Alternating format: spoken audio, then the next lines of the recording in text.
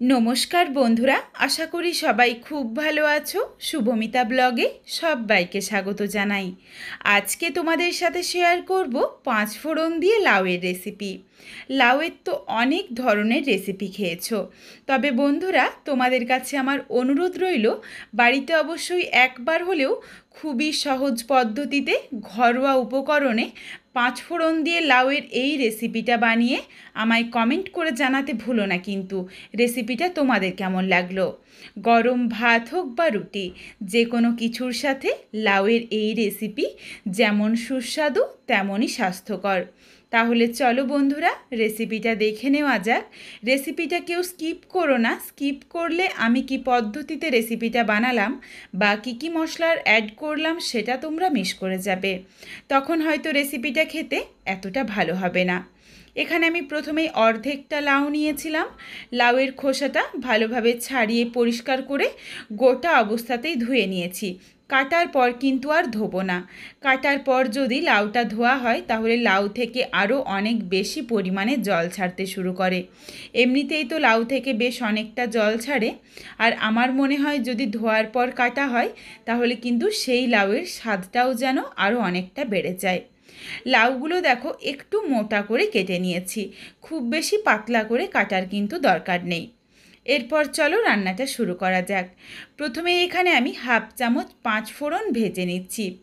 শুকনো কড়াইয়ের মধ্যে গ্যাসের ফ্লেম লো টু মিডিয়ামে করে অনবরত নাড়াচাড়া করে 5 ফোড়নটা ভেজে নিচ্ছি। এখানে আমি অর্ধেকটা লাউয়ের জন্য 1/2 চামচ 5 ফোড়নের ব্যবহার করেছি। এরপর তোমরা যদি লাউয়ের পরিমাণ বাড়িয়ে বা কমিয়ে নাও, সেই ক্ষেত্রে কিন্তু তোমাদের 5 ফোড়নের পরিমাণটাও কমিয়ে বা বাড়িয়ে নিতে হবে। 5 ফোড়ন থেকে যখন সুন্দর একটা মিষ্টি গন্ধ এসেছে, এরপর 5 ফোড়নটা নাবিয়ে রাখলাম। ওই কড়াইয়ের মধ্যেই অল্প পরিমাণে সর্ষের তেল দিয়ে দিচ্ছি। এখানে তেলের পরিমাণটা তোমরা তোমাদের পছন্দ মতো চাইলে বাড়িয়ে বা কমিয়ে নিতে পারো, তবে রেসিপিটা অবশ্যই সর্ষের তেলেই বানিও, তাহলে খেতে বেশি ভালো লাগবে। তেলটা গরম হয়ে যাওয়ার পর দিয়েছিলাম মাঝারি সাইজের একটা পেঁয়াজ কুচি।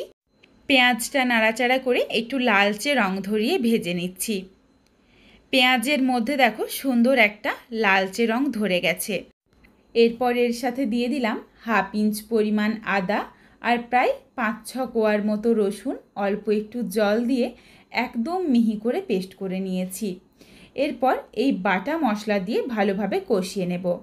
এইদিকে দেখো এই আদা রসুন বাটার রঙটা একটু কালচে রং লাগছে, তার কারণ ওই মিক্সিং জারের মধ্যেই আমি 5 ফোড়নটা গুঁড়ো করেছিলাম, তারপর আদা রসুনটা বেটে নিয়েছি, এই জন্যই এই রঙটা একটু কালচে লাগছে। মশলাটা হালকা করে কষিয়ে নিয়েছি, খুব বেশি কষানোর কিন্তু দরকার নেই। এরপর এখানে দিয়ে দিলাম মাঝারি সাইজের একটা টমেটো কুচি আর পরিমাণ অনুযায়ী হলুদ গুঁড়ো আর টমেটো দিয়ে নাড়াচাড়া করে মিশিয়ে দিয়ে দিচ্ছি কেটে রাখা লাউ দিয়ে নাড়াচাড়া করে প্রায় 1 থেকে 2 মিনিট হালকা করে একটু লাউটা ভেজে নেব। তবে লাউটা দেওয়ার পর এখন কিন্তু লবণ দেব না। এখন যদি লবণ দিয়ে দিই তখন কিন্তু লাউ থেকে বেশ অনেকটা পরিমাণে জল ছেড়ে আসবে, তখন আর লাউটা হালকা করে ভেজে নেওয়া হবে না। লবণ ছাড়াই প্রায় মিনিট 2 সময় নিয়ে গ্যাসের ফ্লেম লো টু মিডিয়ামে করে কড়াইয়ের চারিদিকে ছড়িয়ে দেখো হালকা করে একটু ভেজে নিয়েছি। এরপর এর সাথে দিয়ে দিলাম 1/2 কাপ পরিমাণে ধুয়ে পরিষ্কার করে জল ঝরিয়ে রাখা মসুরির ডাল। মসুরির ডাল দেওয়ার পর ডালের সাথে নাড়াচাড়া করে মিশিয়ে নিচ্ছি। আবারও প্রায় 1 থেকে 2 মিনিট সময় নিয়ে গ্যাসের ফ্লেম লো টু মিডিয়ামে করে এই লাউ আর মসুরির ডালটা হালকা করে একটু কষিয়ে বা ভেজে নেব। আঁচ কিন্তু একদম বাড়াবো না। কড়াইয়ের মধ্যে দেখো অল্প অল্প করে ধরে যাচ্ছে, তখন দিয়ে দিলাম স্বাদ অনুযায়ী লবণ দিয়ে ভালোভাবে মিশিয়ে নিয়েছি। এরপর এখানে এই ডাল আর লাউটা সেদ্ধ হওয়ার জন্য বেশ কিছুটা পরিমাণে জল দিয়ে দিচ্ছি। এখানে তোমরা রান্নার ঘনত্ব যেমন রাখতে চাও সেই বুঝে জলটা দিয়ে নিও। বেশ কিছুটা পরিমাণে জল দিয়ে দিলাম আর নাড়াচাড়া করে মিশিয়ে নিচ্ছি। এরপর এটা ফুটে যাওয়া অবধি অপেক্ষা করব। রান্নাটা কিন্তু এখনই শেষ নয়, তার কারণ এই রান্নার মধ্যে আমি একটা স্পেশাল ফোড়নের ব্যবহার করব। ঘরে থাকা মাত্র সামান্য কয়েকটা উপকরণ দিয়েই এই ফোড়নটা যদি এই ডালের মধ্যে দাও তাহলে কিন্তু স্বাদ ও গন্ধ সম্পূর্ণ বদলে যাবে। দিয়ে দিলাম 2টো ফাটিয়ে নেওয়া কাঁচা লঙ্কা।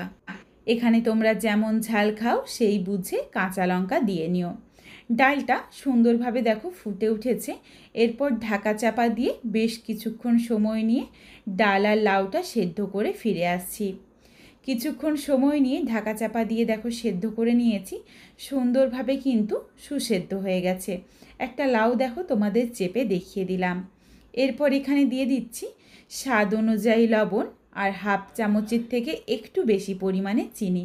চিনিটা কিন্তু অবশ্যই দিও, তাহলে টেস্টটা ব্যালেন্স হয়ে যায়, খেতেও বেশ ভালো লাগে যদি লাউ ডালের সাথে একটু চিনি দেওয়া হয়, বেশ একটু মিষ্টি মিষ্টি লাগে। এরপর চলো ফোড়নটা রেডি করে নিই। ফোড়নের জন্য আবারও একটা পাত্র বসিয়ে নিয়েছি আর এর মধ্যে প্রথমেই আবারও বড় চামচের 1 চামচ পরিমাণে সরষের তেল দিয়ে নিলাম। তেলের পরিমাণটা তোমরা তোমাদের পছন্দ মতো বাড়িয়ে বা কমিয়ে নিও। সরষের তেল ভালোভাবে গরম হয়ে গেলে ফোড়নে প্রথমেই দিয়েছি তেজপাতা আর 2টো ফাটিয়ে নেওয়া শুকনো লঙ্কা। তেজপাতা আর শুকনো লঙ্কা থেকে যখন সুন্দর একটা গন্ধ আসবে তারপর দিয়েছি প্রায় 8-10 কোয়া মতো রসুন কুচি। রসুন কুচি দিয়ে নাড়াচাড়া করে হালকা করে ভেজে নিয়ে দিয়ে দিলাম ছোট সাইজের একটা পেঁয়াজ কুচি। এরপর এই পেঁয়াজ আর রসুন কুচি দেওয়ার পর বেশ একটু লাল লাল করে ফোড়নটা ভেজে নেব, কারণ একটু লালচে রং ধরিয়ে যদি ভাজা হয় তাহলে কিন্তু খেতে বেশ ভালো লাগে। আর এই ফোড়নটা দেওয়ার পর কিন্তু আর রান্নাটা করব না, গ্যাসের ফ্লেমটা অফ করে দেব, যাতে এই সুন্দর ফোড়নের গন্ধটা রান্নাটার সাথে থেকে যায় আর খেতেও বেশ ভালো লাগে। বেশ দেখো লালচে রং ধরিয়ে ফোড়নটা ভাজা হয়ে গেছে। এরপর এর সাথে দিয়ে দিলাম ভেজে গুঁড়ো করে রাখা 5 ফোড়ন। 5 ফোড়ন দিয়ে নাড়াচাড়া করে মিশিয়ে এরপর চলো ফোড়নটা দিয়ে দিই। 5 ফোড়ন দেওয়ার পর কিন্তু আর বেশি সময় নিয়ে ফোড়নটা ভাজা যাবে না, তাহলে কিন্তু 5 ফোড়নের সুন্দর গন্ধটা নষ্ট হয়ে যাবে। ফোড়নটা রেডি করে দিয়ে দিলাম, খুব ভালোভাবে নাড়াচাড়া করে মিশিয়ে নিলাম। সাথে সাথেই দেখো গ্যাসের ফ্লেমটা অফ করে দিচ্ছি। গ্যাসটা অফ করে দিয়েছি। এরপর ঢাকনা দিয়ে 5 মিনিটের জন্য স্ট্যান্ডিং টাইমে রেখে দিলাম, যাতে এই সুন্দর ফোড়নের গন্ধটা রান্নাটার সাথে মিশে যায়। তোমরা চাইলে কিন্তু শেষে অল্প একটু ধনেপাতা কুচিও দিতে পারো, যারা ধনেপাতাটা খেতে পছন্দ করো। রেসিপিটার দেখো কালারটাও কিন্তু ভীষণ সুন্দর এসেছে, শুধুমাত্র গুঁড়ো মশলার মধ্যে কিন্তু হলুদের গুঁড়োটা ব্যবহার হয়েছে তাতেই। বন্ধুরা, লাউ তো তোমরা বিভিন্নভাবে রান্না করেছো, তবে তোমাদের কাছে আমার অনুরোধ রইল বাড়িতে অবশ্যই একবার হলেও 5 ফোড়ন দিয়ে এইভাবে লাউটা রান্না করে দেখো। তারপর আমায় কমেন্ট করে জানাতে ভুলো না কিন্তু রেসিপিটা তোমাদের কেমন লাগলো। রেসিপিটা তোমাদের যদি ভালো লাগে তাহলে লাইক করো, শেয়ার করে বন্ধুদের দেখার সুযোগ করে দিও। তোমরা যদি আরও এই ধরনের ঘরোয়া রেসিপি পেতে চাও তাহলে অবশ্যই আমার চ্যানেলটিকে সাবস্ক্রাইব করে পাশে থাকা বেলটি অন করে অল নোটিফিকেশান অন করে দিও, যাতে আমার প্রত্যেকটা রেসিপির নোটিফিকেশান সবার প্রথমে তোমাদের কাছে পৌঁছে যায়। আবারও খুব শীঘ্রই হাজির হচ্ছি নতুন কোনো এক ঘরোয়া রেসিপি নিয়ে। পরবর্তী রেসিপি দেখার আমন্ত্রণ রইল। পুরো ভিডিওটা দেখার জন্য অনেক অনেক ধন্যবাদ। তাহলে আজকে আসি, সবাই ভালো থেকো, সুস্থ থেকো। শীঘ্রই দেখা হচ্ছে কিন্তু নতুন কোনো এক রেসিপির সাথে।